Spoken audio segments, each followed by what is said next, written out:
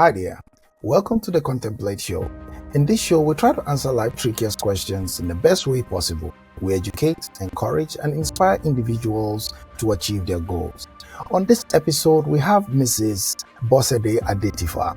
She's a mental health nurse, a resilience coach, a leader in the Nigerian community here in Australia.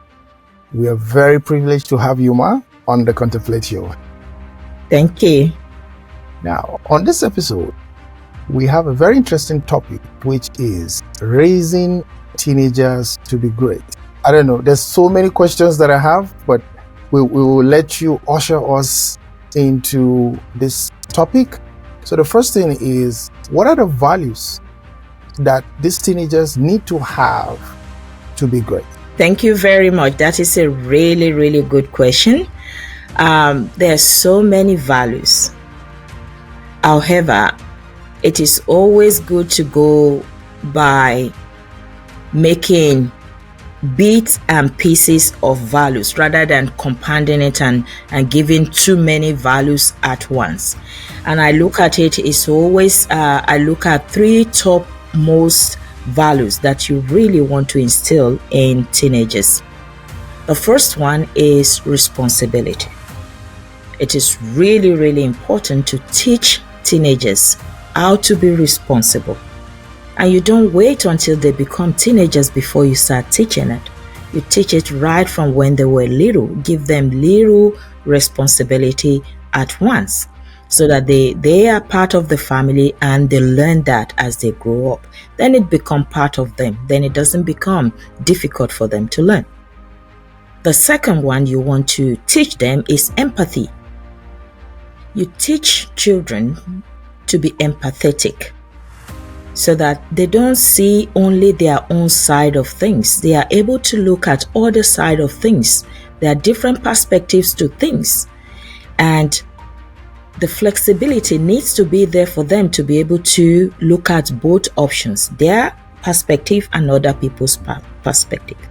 So that is empathy, to understand, to care about other people. And the third one is integrity. We teach our children integrity.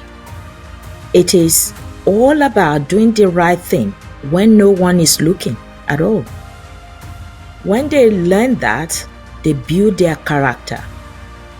And guess what? Once they are able to have that integrity, the respect comes automatically. People respect them because they can see. So there are so many values, like I said. Every family, every individual has got different values or what they really cherish. But I like to see these three values being taught. So responsibility, empathy, and integrity. And that is very important. Thank you. Yeah. Well, that was very, very, very deliberate and surgical. Now, in practical terms, teenagers, they're really hard to manage because then they're thinking that they're on top of the world and all that.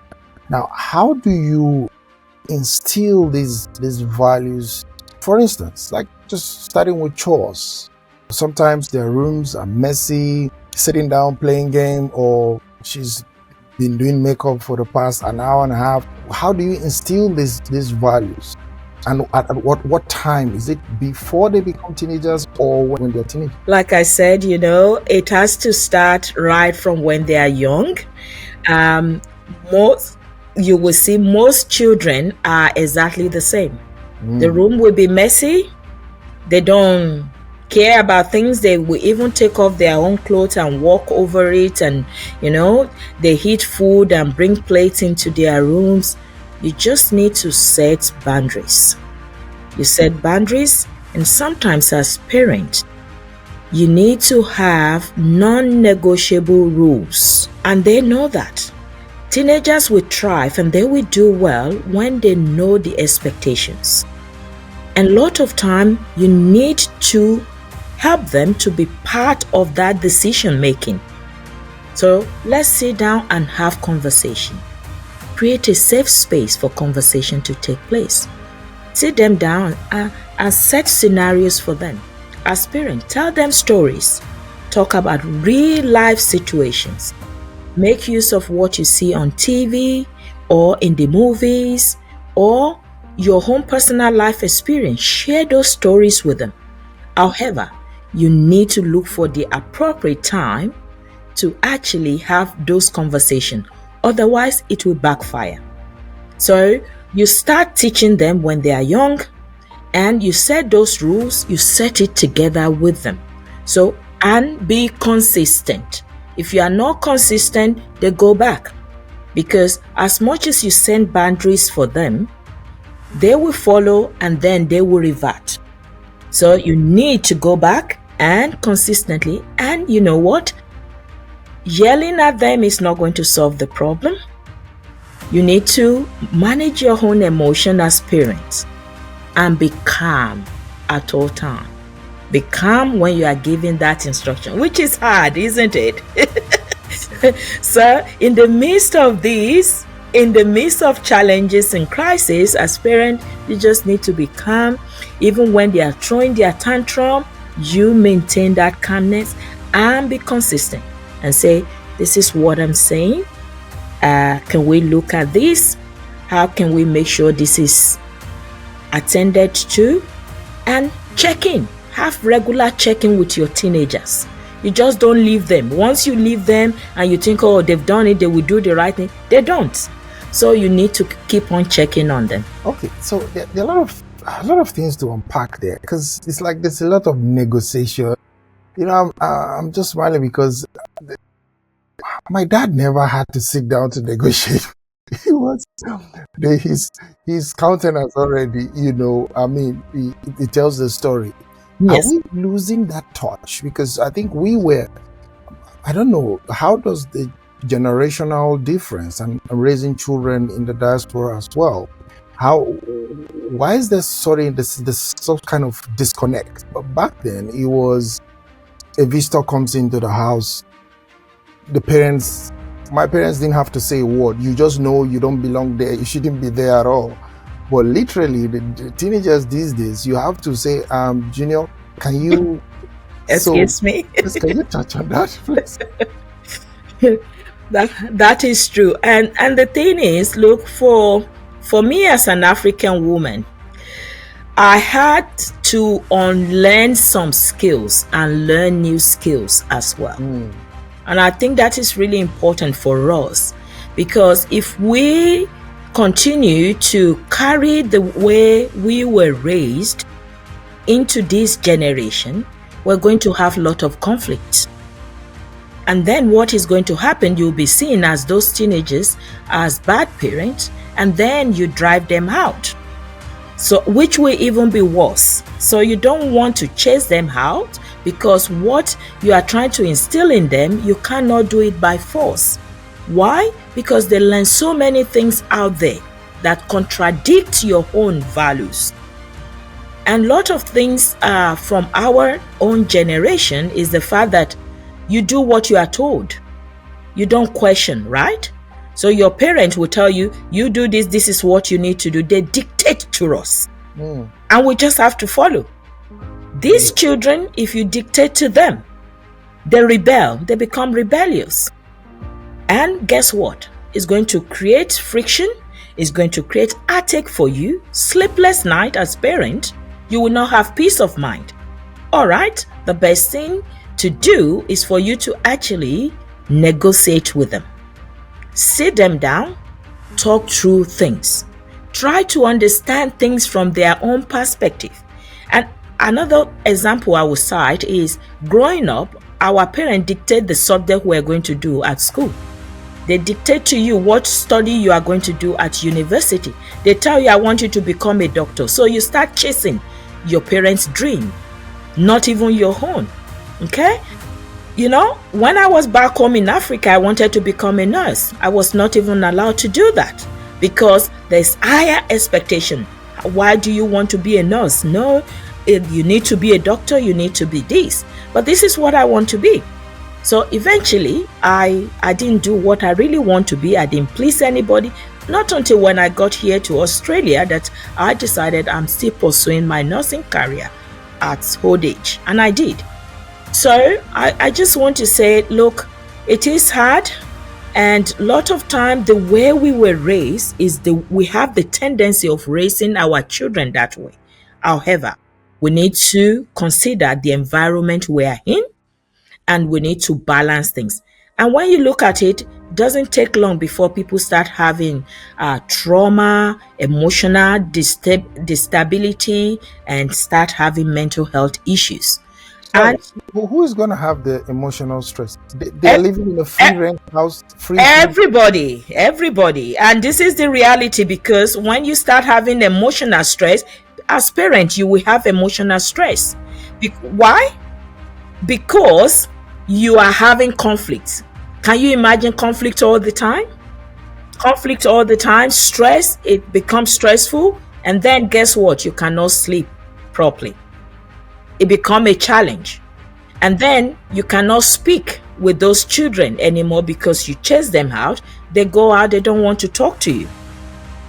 You find a situation where the teenagers decide that, well, I don't feel free, because they don't feel free to come and express whatever is going on for them to you, just because they feel you are judgmental.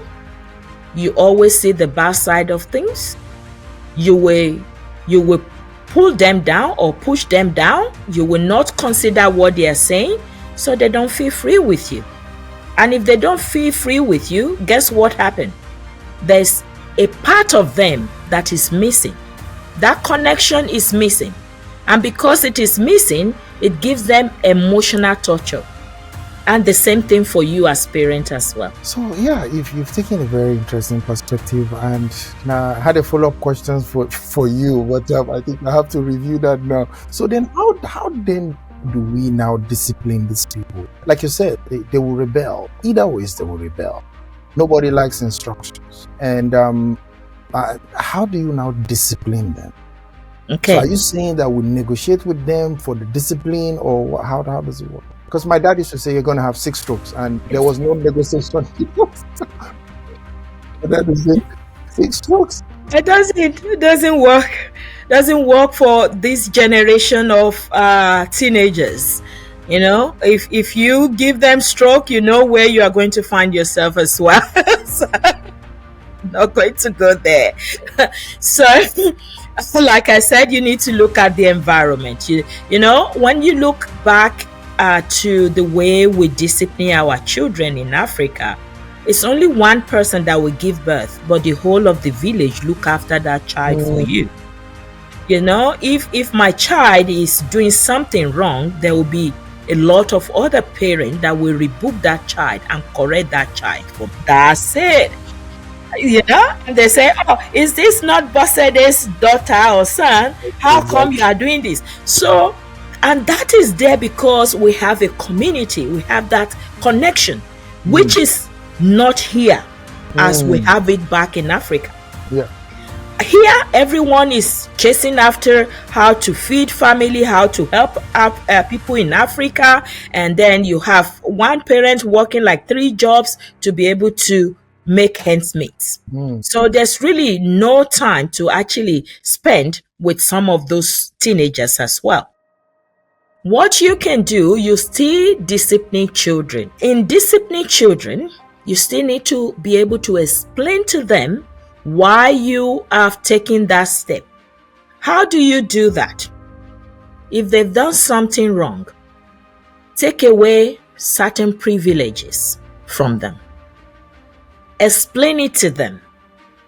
Because they haven't done this, so there should be consequences for their actions or inactions. Let them know that. Rather than giving them a stroke or spanking them or you know, use consequences rather than punishment, and explain it to them and let them know. Say, for instance, if they have done something, they didn't do their house chores, they didn't do what they need to do, there will be certain privileges you take away from them until they are able to fix that. And you keep on following up. You just don't leave them then, because then they turn up and say, well, if I don't do this, it's a matter of me not getting this. You still tell them you still have to do it until you actually do it.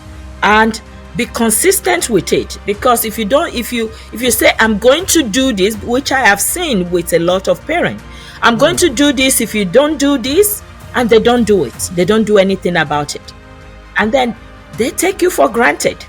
They know dad will say that, but he will never do it anyway. Mom will say that, but she will never do anything about it.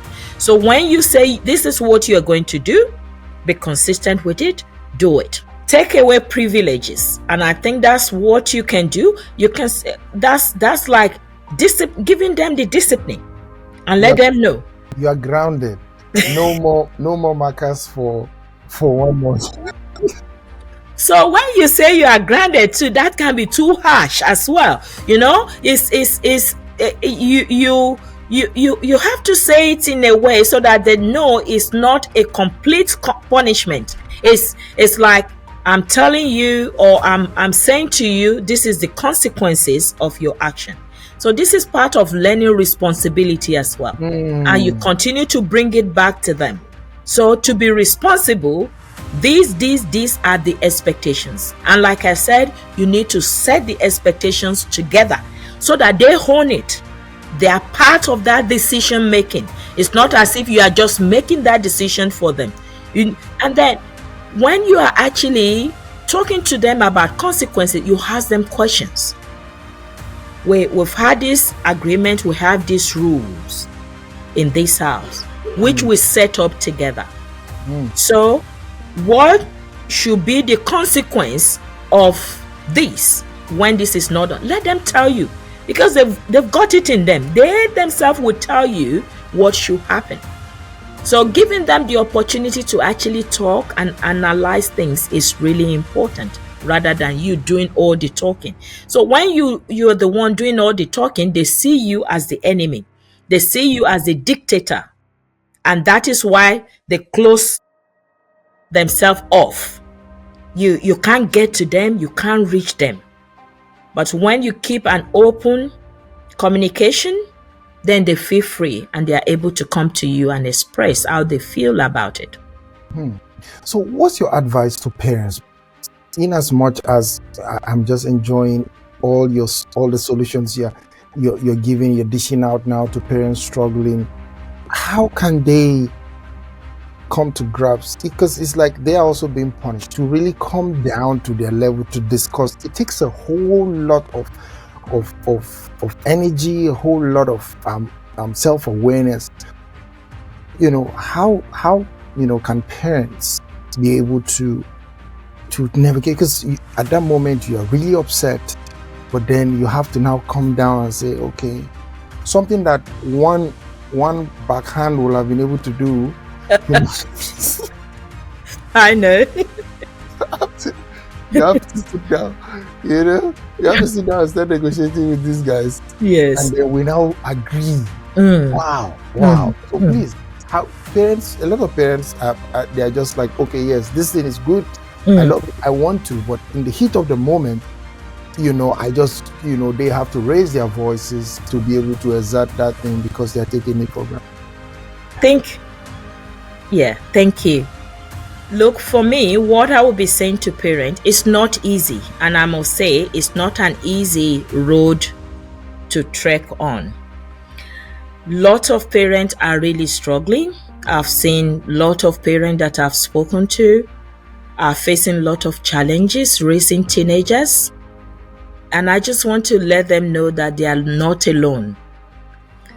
And I say to parents, like pretty much for African parents, especially the mothers, they feel like if the child doesn't turn out to be what they expected, they are to be blamed. A lot of parents feel that guilt. It's my fault, it's dad's fault, is this. There's no need to blame anyone. The reality is, a lot of time, children do what they really want to do. And this is why I'm saying there's need for communication. It's all about communication, so that you are able to pick on time when they are deviating. It's so easy. It's there's a fine line between them doing the right thing and doing the wrong thing. And if we miss it, it's really hard to bring them back. So are we encouraged, especially busy parents? There's need for regular check-ins with your teenagers. Check-in creates a safe environment where you can have tough conversation. The teenager don't like to listen to it, but create an opportunity to have it. As soon as you want to talk, you see teenagers running away. They are avoiding. The same thing, parents do avoidance as well. They don't want to go there. There are a lot of things growing up as teenagers in those days. There are a lot of things our parents never even mention or teach us or say anything. We learn it as we grow up. I think now for us, we need to start teaching those children, our teenagers, we need to teach them life skills. Teach them budgeting. How do you budget? Talk to them about your finances. Talk to them about the bills you are paying in the house. Let them know about those things. It's no secret. Let them know how much you are paying to service your car. Because by the time they start having their own cars, they need to know that this is how much it costs in petrol. They don't just drive around. So you need to teach them how to budget. You need to teach them how to spend money and know the value of money. Some teenagers don't know the value of money. So my advice to parents is those life skills that we were not taught, we need to start teaching them. And you can do that by sharing your life experience. Stories. Don't say too much at a go. Take it bit by bit. Tell them a little story. Look at what is happening in the TV or in the media. Take example from there. Share with them and ask them, what do you think about this? This is going on in this country at the moment. What do you think? Let them bring out their skills in thinking, in problem solving. Teach them how to problem solve together. So my advice to parents, first, manage your own emotion. I said to parents, look, if you drop dead now, these children will survive. Reality of life. Especially for the overprotective parents. Overprotective parents, they do everything for their children. Anytime there's a little problem, they fix it. You are actually not helping them. Let them face life challenges. Sometimes when there's failure, they learn from it. Every time every one of us will talk about academics, we want them to be this, we want them to be successful. We never talk about failure. Failure is part of life. Life is about two different sides, opposing sides. Both of them are true, can be true at the same time. So don't just tell them about the good stuff. Everything is good. No. Tell them about the bad stuff as well, the bad side of things. Tell them about the end result of bad behavior. Tell them about, when you do drugs, this is what happened. If you get caught, this is it. If you are doing drugs, there's tendency for you to have mental health problems. There's a high tendency for you too. So when you do this is the situation that can happen. You can become aggressive. And when you become aggressive, people see you as bad. So talk about those hard, difficult conversations. Teenagers get depressed. It's the reality of life. Because you don't know. Because we don't ask them. We don't know what is going on for them. But talk about it so that they feel free and they are able to talk to you. And when you share those information, they feel better. And you are able to build strong ties. You are able to build trust. And they are able to, your relationship will be stronger because they can easily come to you and talk about what they are feeling, what they are going through. And then you are able to help them navigate those life challenges as well. Wow. This is really deep. I'm just wondering. Teenager being depressed. What? You don't have anything on your shoulder. Why are you depressed? I can't wrap my head around that. No, I'm just feeling a bit uncomfortable. I'm like, what are you going through? You have a roof over your head, you have food, you have all the bills paid. You don't have to worry. Where's the depression coming from? That's the way we see it, because we are Africans. And to be honest, a lot of Africans are really depressed, but because we don't sort of associate with it, we don't see it as something. We see it as a sign of weakness, and we are built to project ourselves as being strong all the time, and for that reason, we push that down. Teenagers do get depressed. A lot of them are really depressed. All right, good question. All right, even going to school, sometimes some of them are really struggling, because some of them don't really want to do whatever subject, whatever study they are doing. Some of them, they have challenges. Some of them have been bullied at school, and because they don't feel free to express it, they keep quiet. Some of them already feel so scared to express themselves. Some of them shy away from the truth.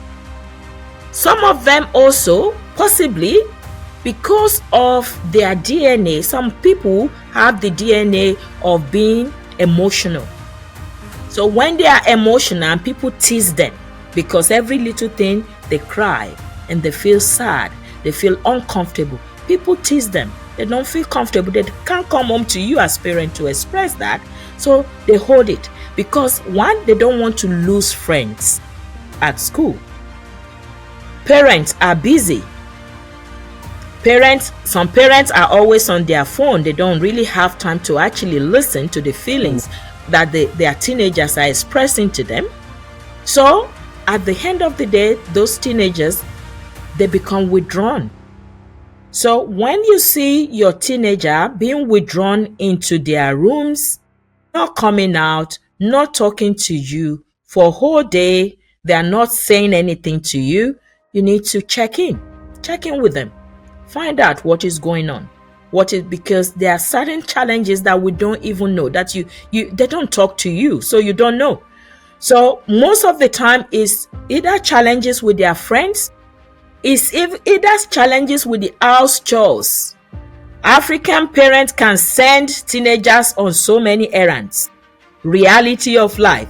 They are sitting here, they want the remote next day. They call a teenager, come and bring that remote for me, and this teenager talk about these things, because I mingle with them. They say, oh, can you imagine, mom was sitting there and then she's asking me to bring something that is just next to her, things like that.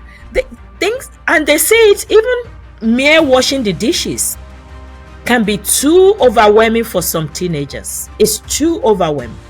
And the same thing, there are rooms that you talk about earlier on. The room is so messy because they're just tired, they can't be bothered.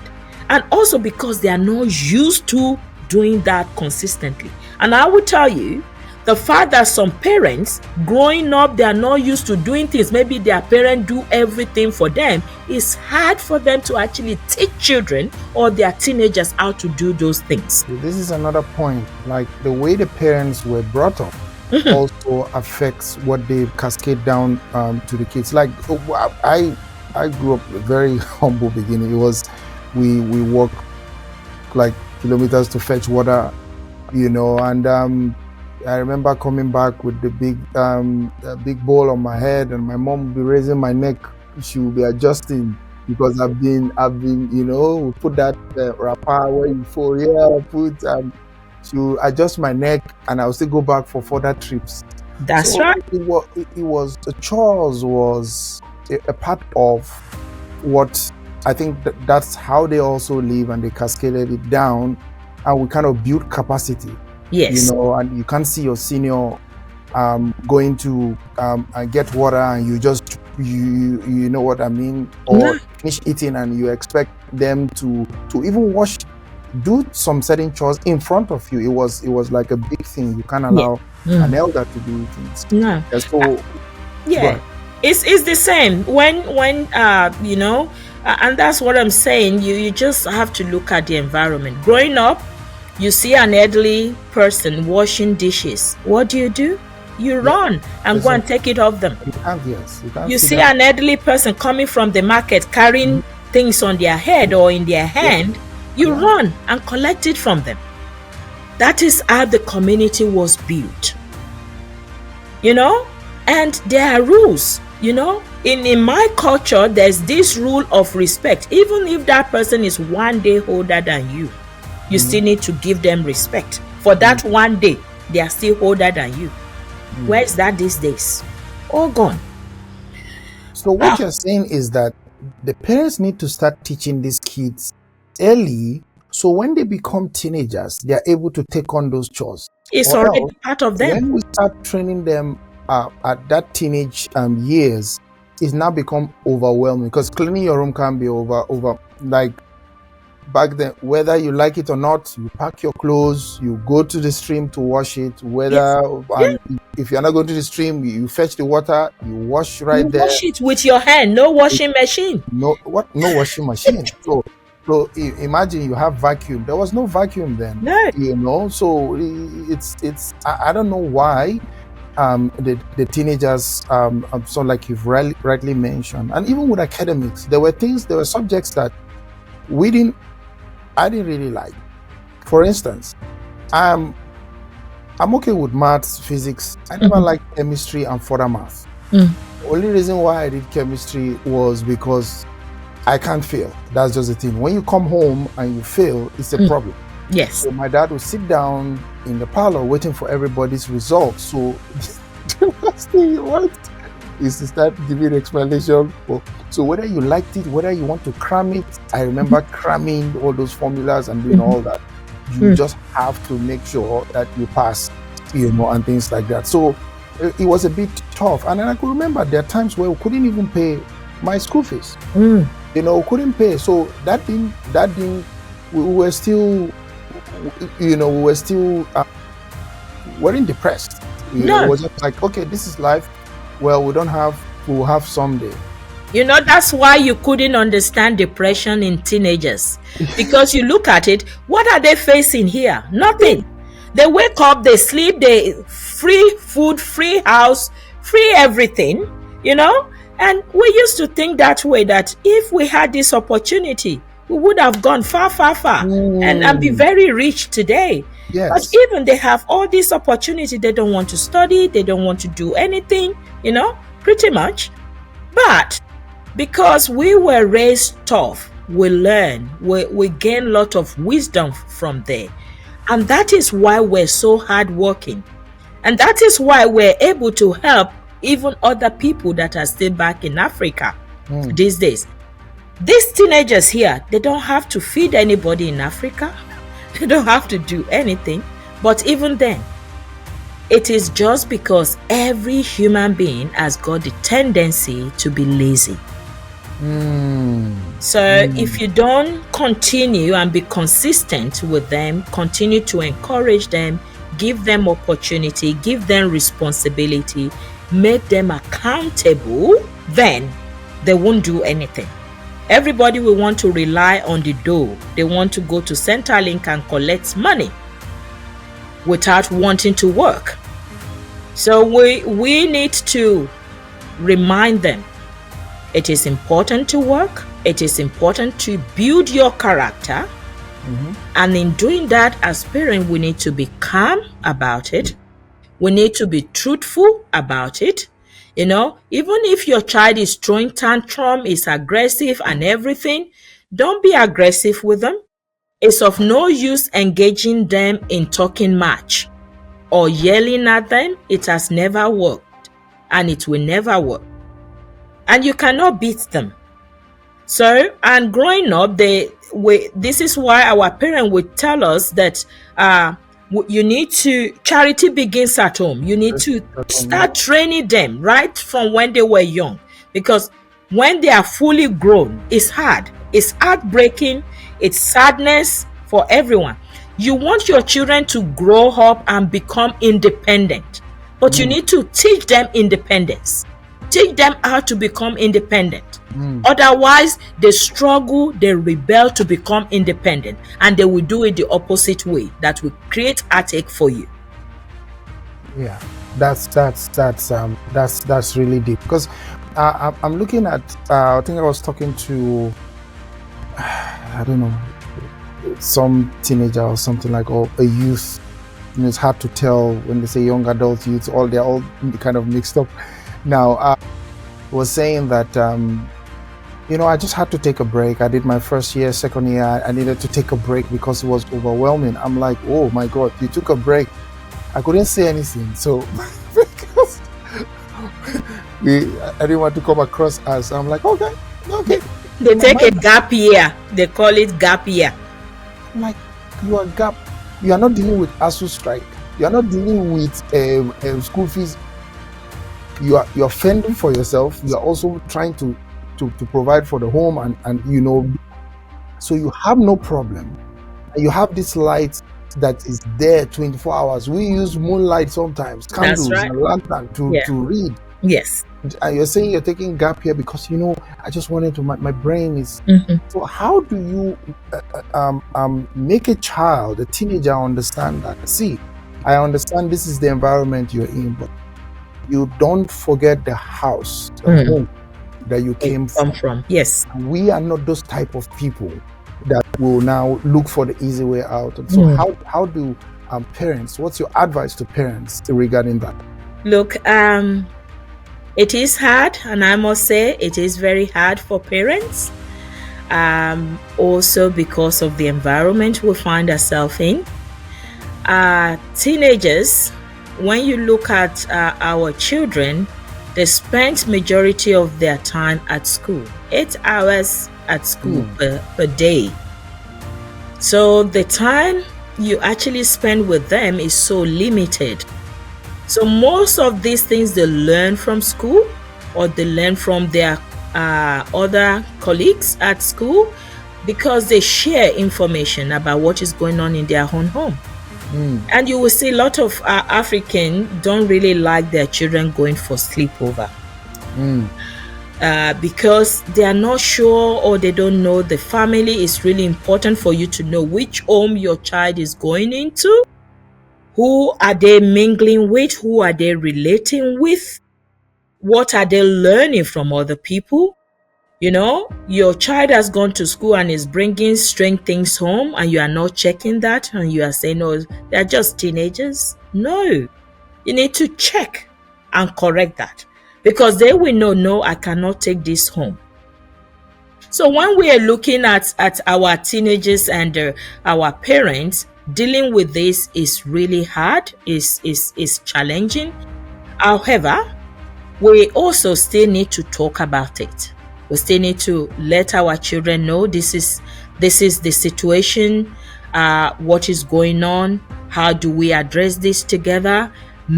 Give them the opportunity to make decisions with you. So problem solving, we talked about it. How do you solve problem?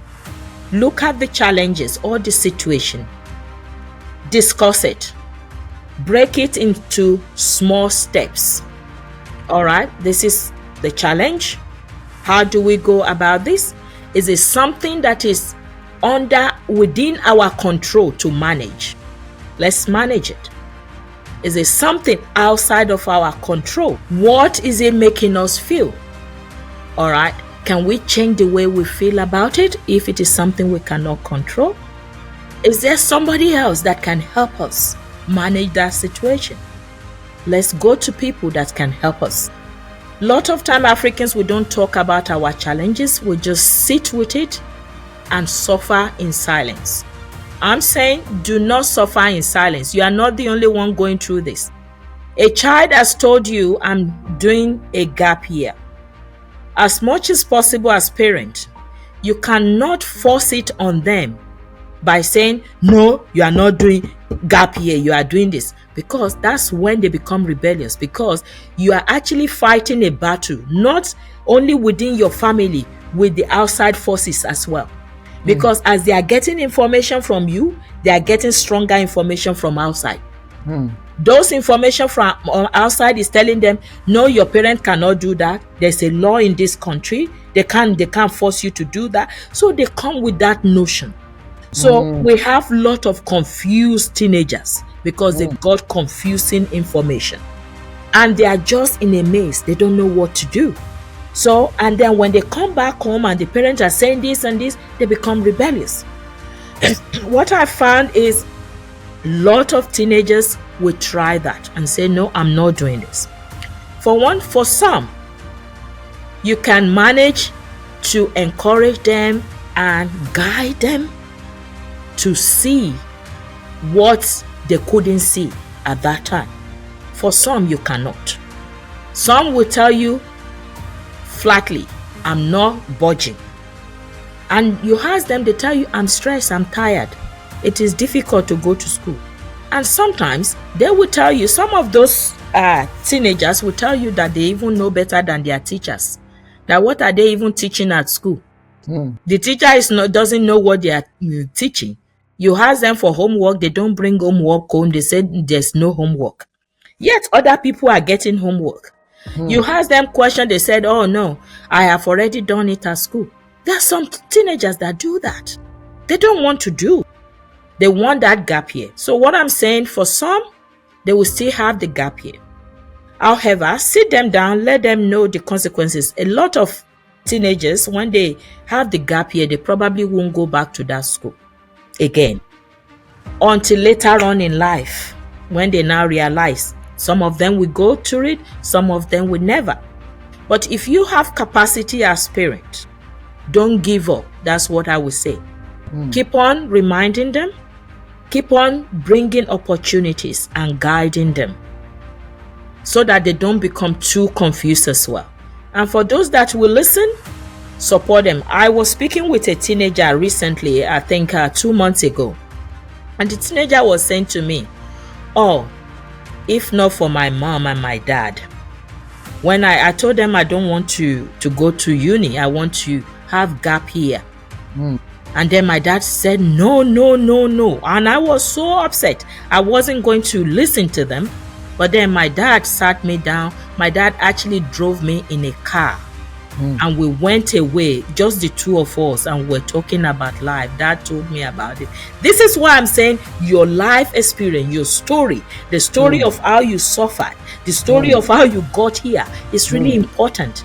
But you just need to know the right time to say it. So the dad took this young man on a drive and told him the importance of going to uni. It helps you to build the respect that you need for your life. It helps you, when you go to uni, you acquire more knowledge and this and that. And encouraging, I'm not saying you have to do this course, but you can do another course, but even go to uni, this and that.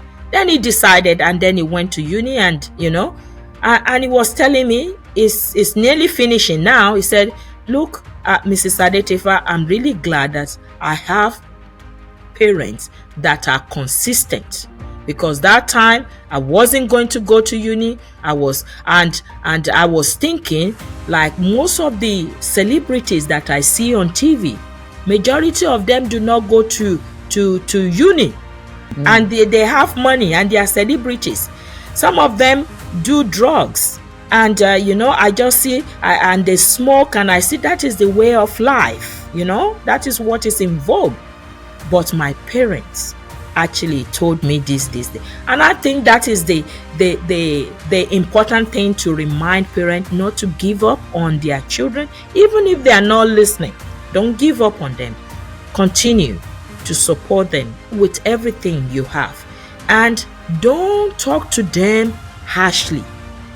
Don't be judgmental, because they pick on that. They say, oh, parents are always judgmental. Africans are always judgmental. And all the aunties, all the uncles are always judgmental when they see. So they tend to move away from you completely. So let's look at. We listen, we judge. So let's look into that and see how we can also support ourselves, and then when we see other parents that are struggling, let us not jump into conclusion that they did not raise their children properly. You don't know what battle, what challenges they are facing.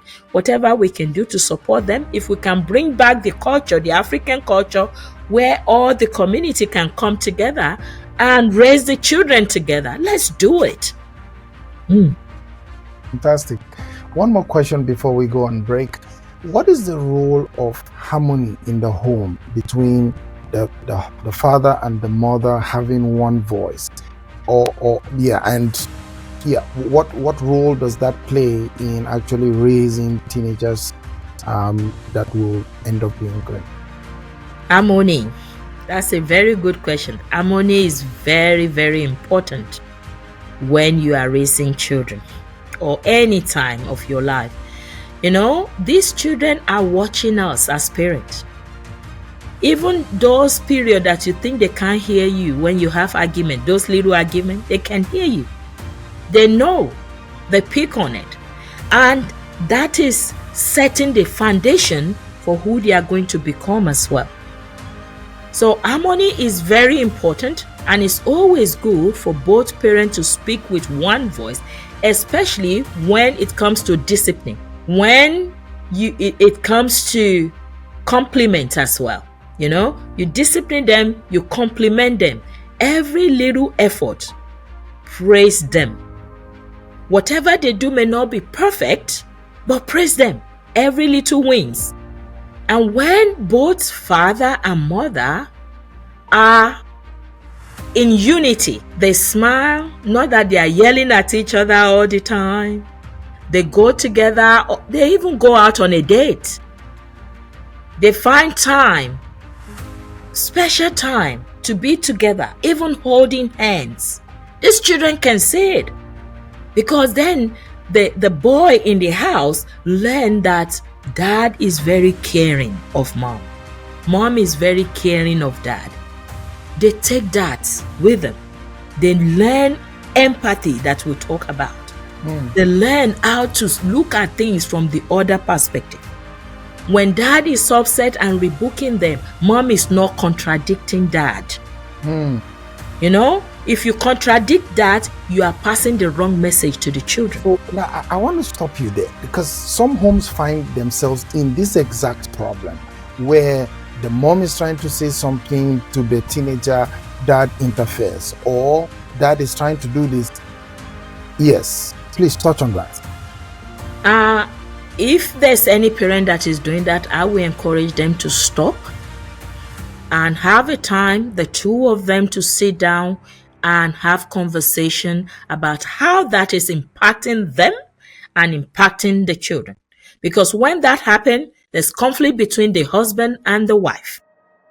So the husband will feel, when I was rebuking or correcting bad behavior, you were saying this, which contradicts what I was saying. So definitely the man will not be happy with the woman. So they probably will go for another 3 days not speaking to each other as well, And then because of that. So it's not really helping. Next time, if the teenager does something, okay, you deal, it's your son. So yeah. Yes. And that's what happened. So effective communication in the home starts with the parent. You need to be consistent with what you're saying.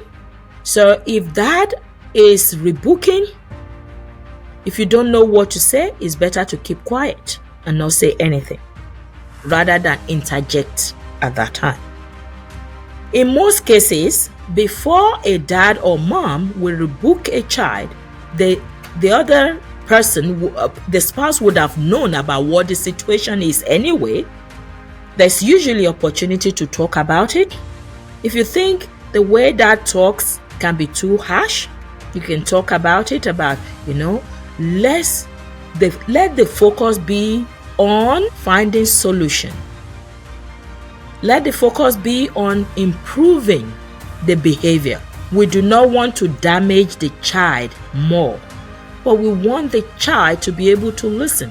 Guess what? When you are yelling and everything, the child will not actually see the point in it. They only see the noise. And that is the problem. So you sit them down, talk to them, and ask them questions. Let them tell you what they have done, because they will realize and then they will feel bad about what they have done rather than you telling them. So it is really important for both parents to speak with one voice and give opportunity for reflection. And that's why you need to talk about it. Let's reflect on what has happened. This is what you did. This is how I say it. How do you say it yourself? Let them talk. Let's have conversation about it. Bring story into it. This this is the consequence of this thing that you have done, and follow through. So if you give consequences, don't just leave it there. Go back and reflect. Call them back. All right? We talked about this the other day. I know you feel hurt about this. So did I. Now let's talk about it so that this will not repeat itself again. What can we do? So you are actually putting the ball in the court of the child. And this is part of how you teach them responsibility and accountability. You give them opportunity to account for what they have done, their actions or inactions. And then they will tell you, this is how I'm going to approach it. And this is how you help them to build resilience as well. So that in the future, when something like that happens, they know how to address it. So I think it is really important for harmony to be in the home, and it starts with both parents having an understanding. And I think because we have different personalities coming to play here. The dad is from a different background. The mom is from a totally different background. Their understanding may be different as well. Their literacy level may also be different. So it is always good for the two of them to come and support each other, to grow together, to have a mindset of growth. Wow. Fantastic. We've been enjoying ourselves in this episode. So we'll take a little break right now. We'll come back on the Contemplate Show. Don't go away.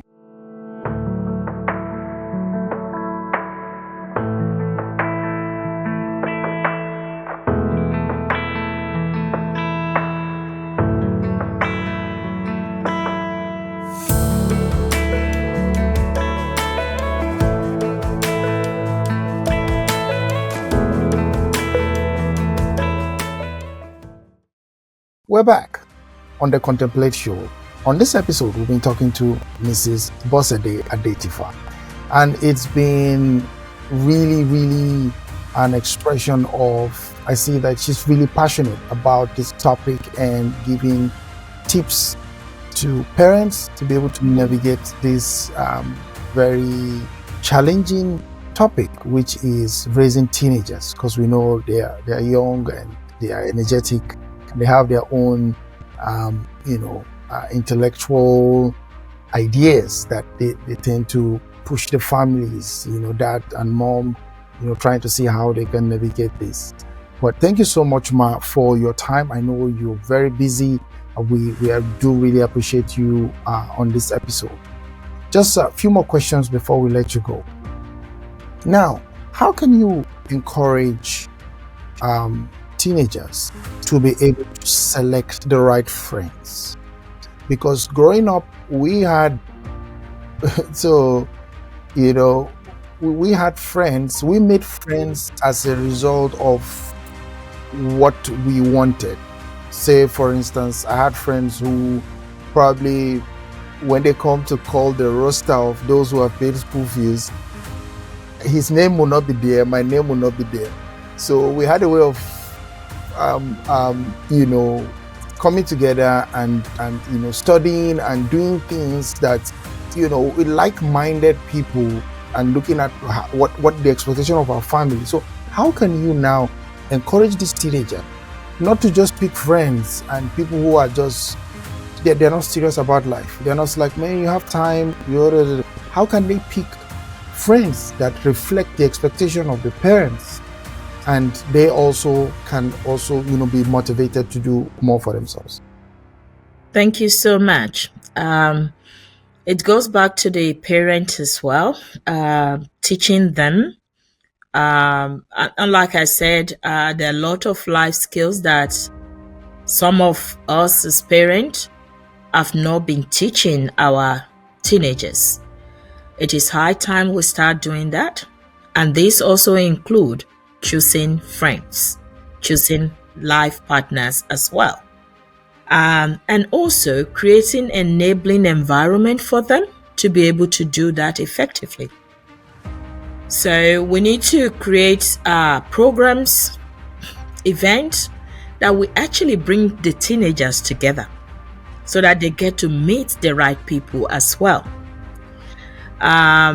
Create opportunity for them, get them to meet people, teach them how to actually connect with people. Some of our teenagers don't talk much.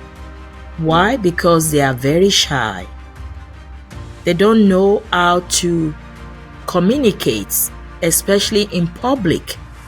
It's one of those things we need to start teaching them. When you see somebody, you can actually start conversation. You can use conversation starter. Hi, hello, how are you? My name is this. Introduce yourself. It's part of our culture to actually greet people. We start from there. And the encouragement is also give them the exposure that they need. You cannot stop teenagers from going out and socializing and expect them to meet people. We also need to talk about their emotions, how they can actually relate to people, how they can have effective communication. And another challenge I've seen with some teenagers is some of them are very straightforward. They say things the way they say it, and which can sometimes hurt other people's feelings. So it's all about letting them know it is good to say the truth and be honest, and there's always place for everything, and choose rightly when you need to say what. Take for instance, if someone is lying, some people lie and it can be obvious. But instead of you saying publicly in front of everybody you are a liar and this and that, how damaging that would be for that person. So find another way of saying it rather than saying you are a liar. That is a lie, bluntly like that. You can say, oh, that's the way you say it? This is the way I say it. Now it shows that you are considering different perspective without calling that person a liar. That person knows that he's lying or she's lying anyway. And they pick instantly when you say things like that. It's just about helping the teenagers to know how to say things in public so that they can feel confident and without feeling bad afterwards that they have said something. And another thing we can also do is let's take them to events and parties that we go to as parents as well.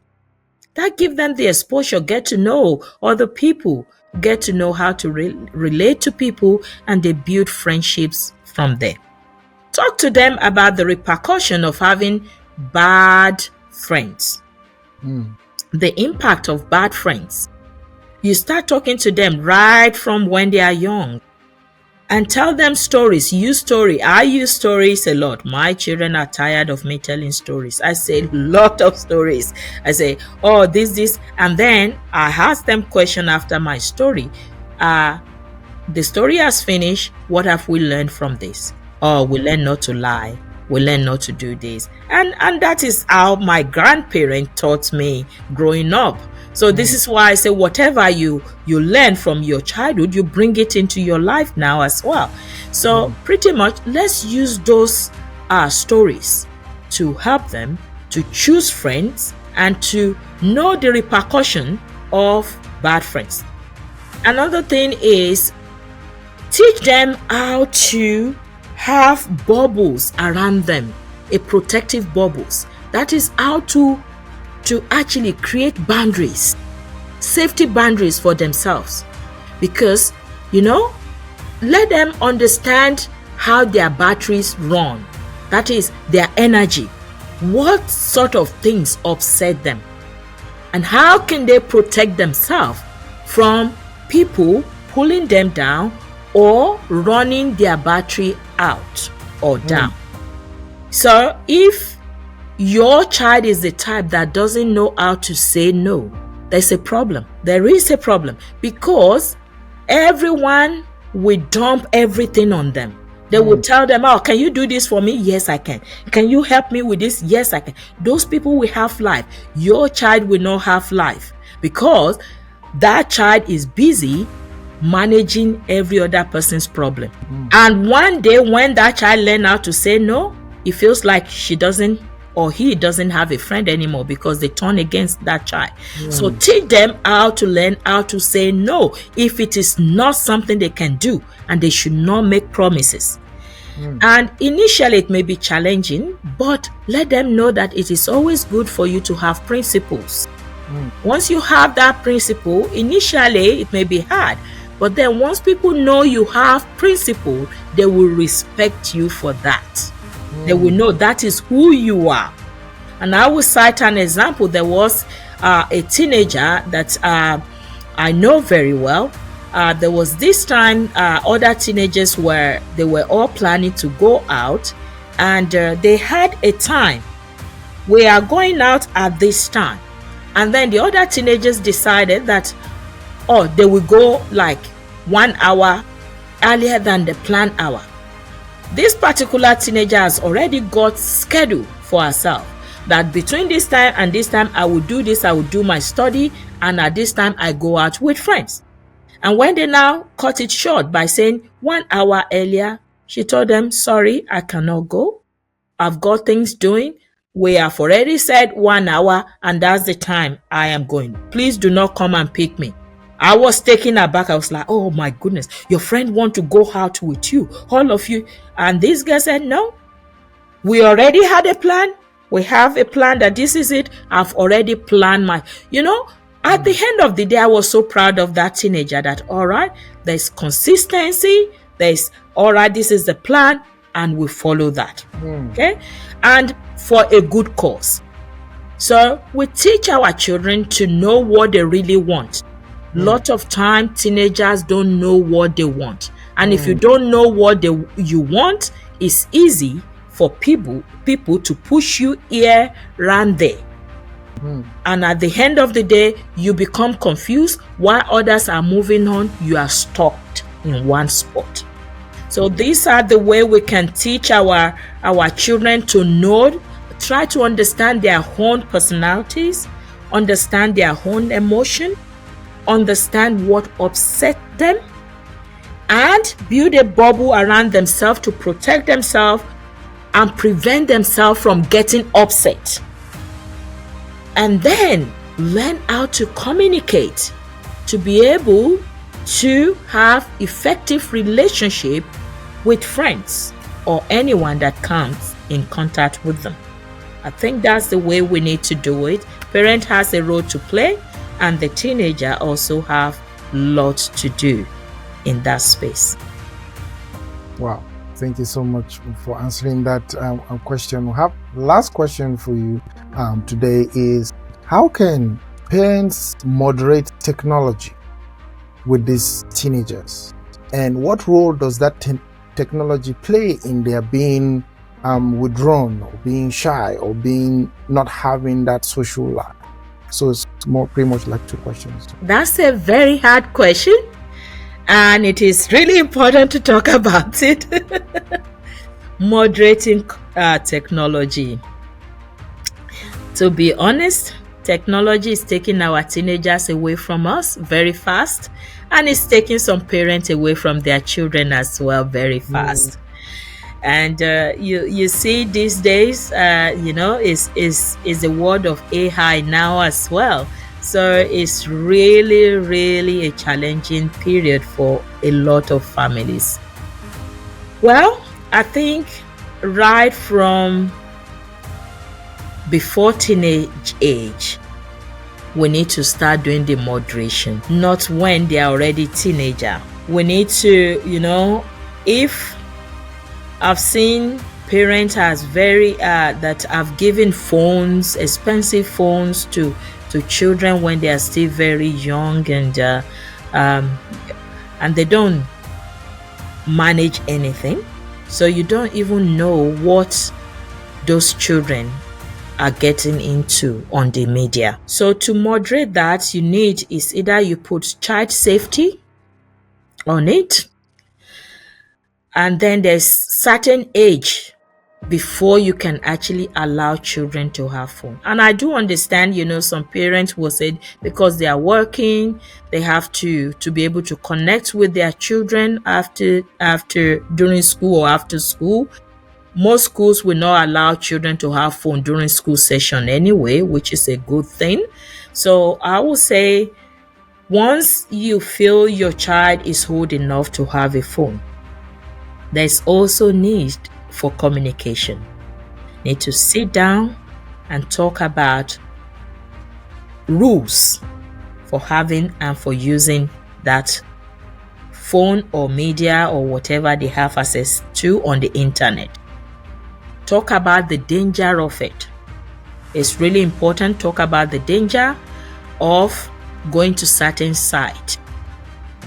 If children or teenagers are exposed to things too early, they grow too fast.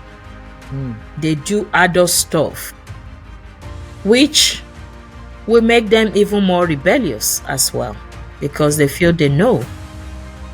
So there's need to talk, have conversation, give them opportunity to relate with you. That's the main thing that we really need to do, because if they can't relate to you, they won't tell you anything. They get involved in a lot of things and get themselves twisted in a lot of bad things through this media.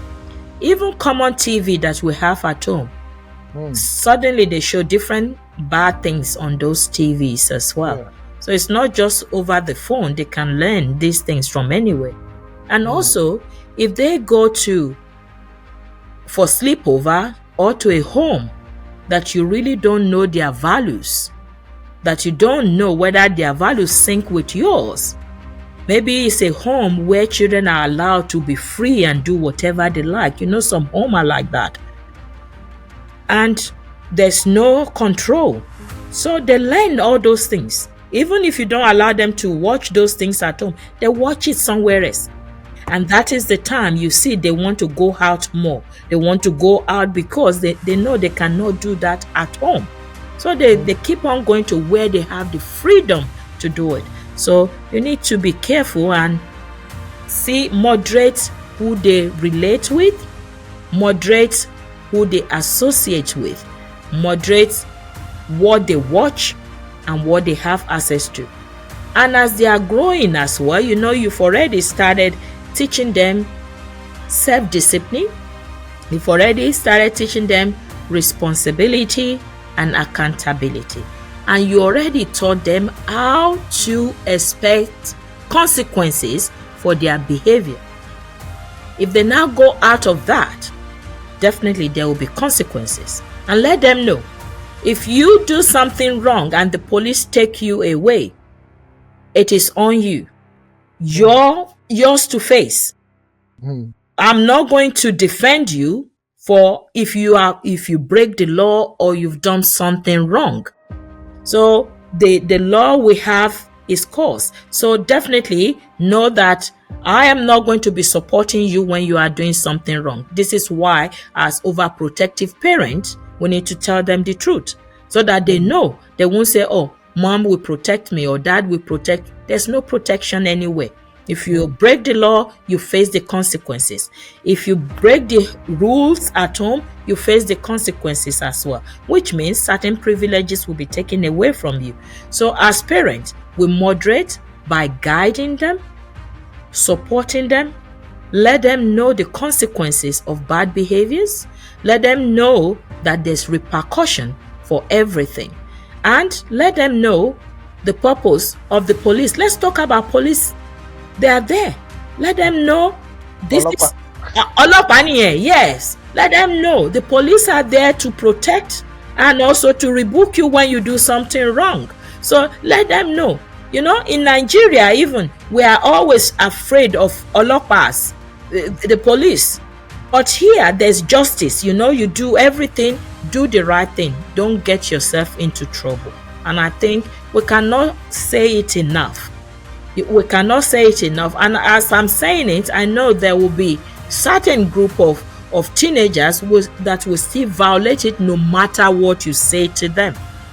But I'm just saying, as parents, don't give up and don't think you are the only one that is there. Sometimes these teenagers, they can be misled. They can be misled by friends or by things that they see in the media. So try and moderate it early. So when they become teenagers, is it when they become fully grown teenagers that you cannot even go straight into their room like you were going before they get to that age? Is that when you are going to moderate what they are watching on their phone? No. Because they know you are coming, they put it under their pillow, they pretend as if nothing is happening. So you talk to them and trust them. Show that you actually trust them. Even when you know that there's tendency for them to do the wrong thing, let them know that you really trust them, that they will not do the wrong thing. Because that will link when they are making attempt to do bad thing, that will come back to their head. They will remember that, oh, mom really trusts me, dad really trusts me.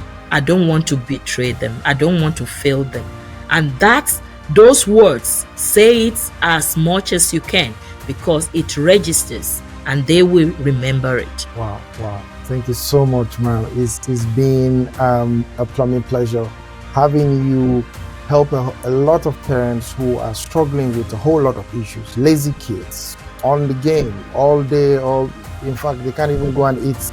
They are busy doing, talking about gap here and all these issues. And parents are having some kind of heartache, and some of them are struggling to sleep, like you mentioned. So, but you've really done justice on how they can navigate this path with these teenagers, and I pray that God will continue to increase you in your knowledge as we move forward. Amen. So we've come to the end of this episode, and we'd like you to give us your final word, and you recommend books that parents can actually read, and how they can contact you on social media, because everything you've tailored now is like because of time. But then how can they contact you if they're having these issues for them to consult with you? Okay. We encourage, thank you so much. It's been a pleasure being part of your program today. I would like to encourage parents, don't give up. Like I've said, you are not the only one facing those challenges. And teenagers, if you are hearing me as well, you can do it. And you can be the best that you can ever be. You just need to be consistent. You just need to understand that parents are just there guiding and trying to support you based on their life experience or what they have seen around. And I like to say, for parents, please start teaching life skills. Start talking about finances. Start teaching them about how to do their budgeting. Start talking about what can cause mental illness. It's really important. Talk about emotions. How do you manage your emotion? Talk about friendship. Talk about leadership as well. How do you become a leader? How do you start from home? Talk about house chores. Talk about whose responsibility it is to do house chores, girls or boys. Have a debate. Have a time to talk about pertinent things, maybe during dinner or after dinner or just before dinner. Have a time where you actually take your family out and have conversation. Dad, take your children out. Mom, have a time where you actually check in with your children, where you have time to talk about important things. Hard conversations are meant to be discussed. So don't shy away from it. Don't run away from it. Even if they don't like it, still talk about it. Find time to talk about it. That would be my encouragement. Teach children or teenagers to be confident in themselves. Don't pull them down. If they come to you and express their feelings, don't dismiss it. Listen to them. Active listening is really important. Teenagers feel comfortable and happy when they feel heard. They want you to listen to them. They want you to hear them out. They want you to understand their own side. Please do not dictate to them.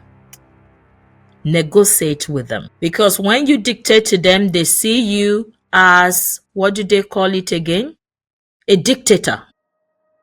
So, and when they feel you are a dictator, they run away. They will never come to you and expose themselves or tell you the truth about them or what is going on for them.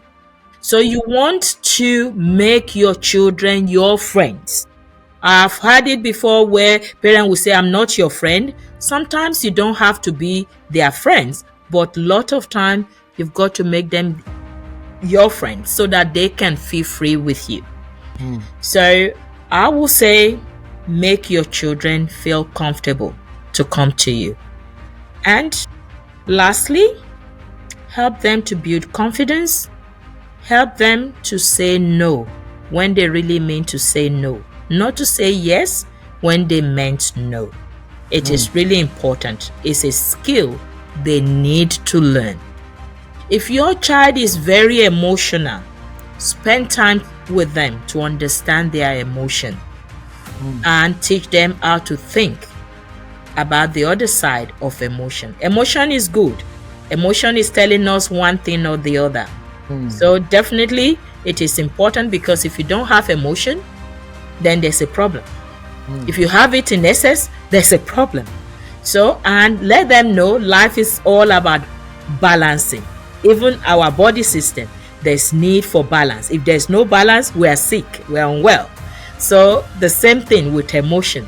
To maintain mental stability, we need to be able to balance our emotion, and that is the only time we can think clearly and make the rightful decision. Encourage teenagers to be part of decision making at home when it comes to finance, when it comes to house chores as well. Have division of labor. Let everybody know what they are responsible for in the home. Teach them.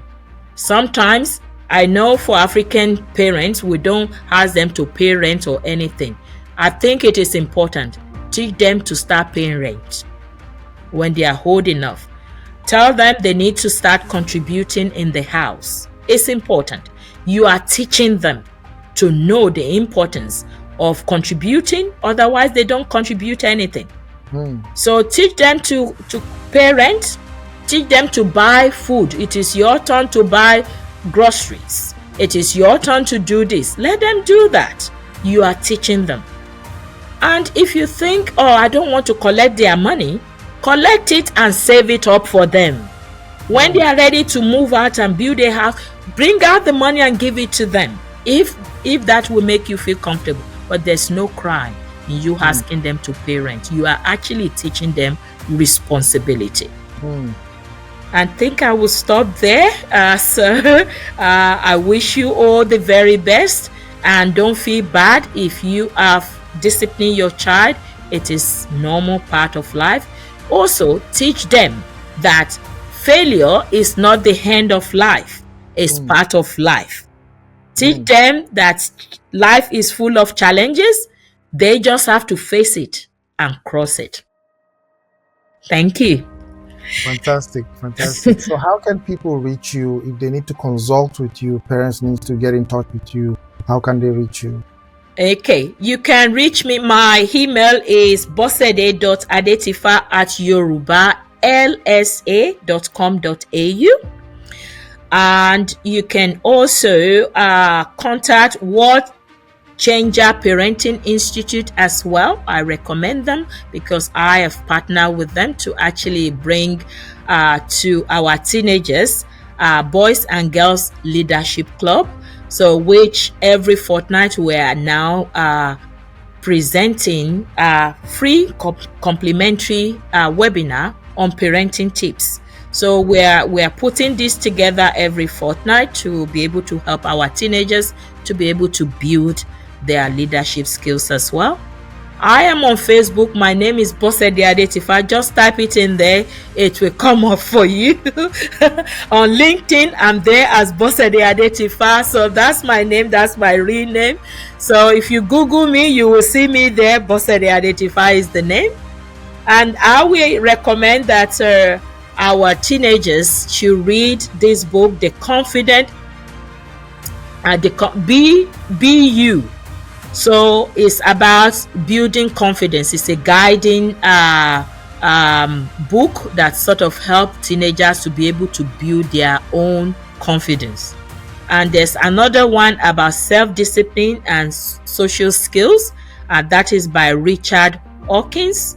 The first one was by Becky Goddard Hill. So those two books are helpful in building self-confidence and self-discipline. Wow, thank you so much, Ma. It's really, I mean, mind-blowing. I've just been absorbing everything you've said, and you've been very surgical with the answer, giving parents long-sought answers that they've been, calling and looking for solutions. Well, we've come to the end of the Contemplate Show on this episode, and please don't forget to like, comment, and subscribe. If you have any questions, please put it in the comment section. We'll get back to you on that. And from me, Enoch Ogi, bye for now.